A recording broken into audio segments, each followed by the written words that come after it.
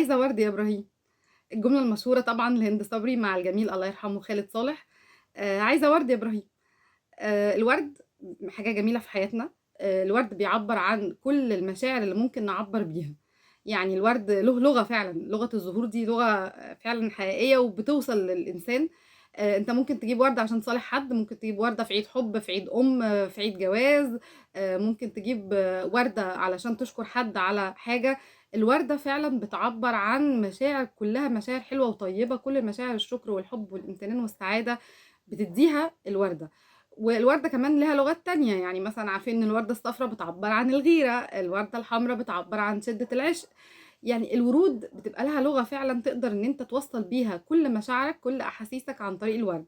وعشان كده الجملة المشهورة جدًا عايزة ورد يا إبراهيم، علشان الستات بيكونوا محتاجين هدية حتى لو هدية بسيطة، لكن تكون فيها عاطفة، فيها مشاعر، لإن هي دي الحاجة اللي بتهم الست. طيب إحنا النهارده هنتكلم عن الورد في إيه؟ هنتكلم عنه من الناحية البيولوجية بقى. من ناحية إن رحيق الأزهار دوّة من الجزء البيولوجي. البكتيريا الموجودة في حياتنا، رحيق الأزهار ده ممكن يكون مضاد ليها، ممكن يكون مضاد للفيروسات كمان اللي موجودة في حياتنا. النهارده هنتكلم عن الأزهار من الناحية البيولوجية، وهنسيب الجزء الرومانسي لهند صبري، و لمّا تقول عايزة ورد يا إبراهيم تبقى معناها إن هي عايزة منّك حاجة رومانسية تعبّر عن حُبّك ليها. فهي مش عايزة حاجة كبيرة، هي عايزة حاجة رومانسية بس تعبّر عن الحُب اللي أنت بتحبه ليها. النهارده بقى نتكلم عن رحيق الأزهار، وقد إيه رحيق الأزهار ده مهم لينا في الجزء بتاعنا في الميكروبيولوجي، في الجزء الخاص بمضادات الفيروسات ومضادات البكتيريا. طبعًا بالنسبة للعلماء الجزء دوّة مهم جدًا ليه؟ لإن إحنا دايمًا بندوّر على حاجة نطلّع منها مستخلصات تبقى في حاجة علاجية أو حاجة تجميلية حتى، يعني من ناحية الcosmetics أو المواد التجميلية اللي بنستخدمها على الوجه أو على البشرة أو على الإيدين.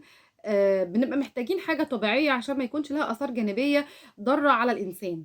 وطبعًا المستخلصات اللي من الأزهار أو من الورود دي بتكون مستخلصات طبيعية 100%، خصوصًا لو الإنسان هيستخدم الحاجة دي لفترات طويلة، فبنكون محتاجين إنها تكون طبيعية جدًا عشان ما يكونش لها أي تأثير سيء على البشرة أو على الجسم اللي للإنسان اللي بيستخدمها. النهارده هنتكلم عن دراسة اتنشرت سنة 2020.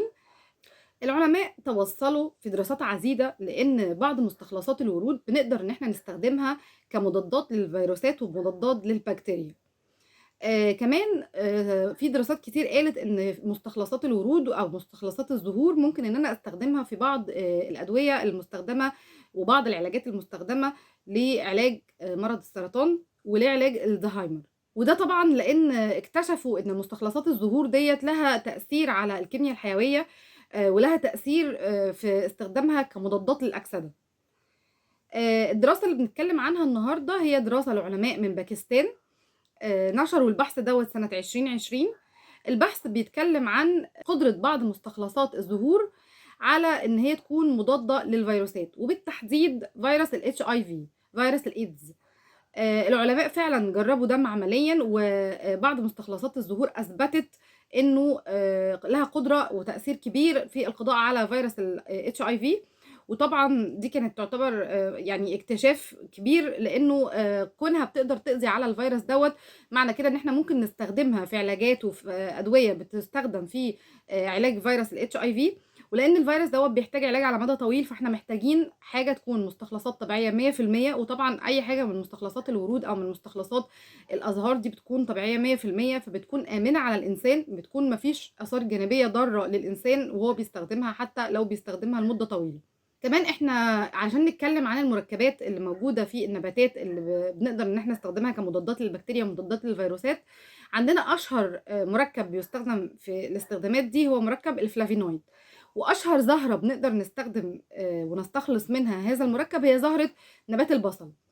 إحنا بنستخدم الفلافينويد أو بنستخرج الفلافينويد من زهرة نبات البصل، وبنستخدمه كمضاد للفيروسات ومضاد للبكتيريا. كمان الفلافينويد دوّة هو بيكون مسؤول في الزهرة عن اللون اللي بيبقى موجود في البتلات بتاعتها، أو اللي هي لون ورق الوردة أو ورق الزهرة، هو اللي بيكون مسؤول عن اللون، وهو اللي بيكون مسؤول عن الرائحة العطرية بتاعتها. عشان كده الورود مش بس لها فايدة جمالية ورومانسية في حياتنا، لكن إحنا كمان نقدر نستخدمها من الناحية البيولوجية، من ناحية الميكروبيولوجي، إن إحنا نستخدمها علشان نقي نفسنا من الفيروسات، نقي نفسنا من البكتيريا. وفي دراسات طبعًا كتير بتبتدي إنها تتعمل على رحيق الأزهار أو على مستخلصات البتلات أو ورق الزهور، بحيث إن إحنا نقدر نستخدمها كوسيلة طبيعية لعلاج بعض الأمراض.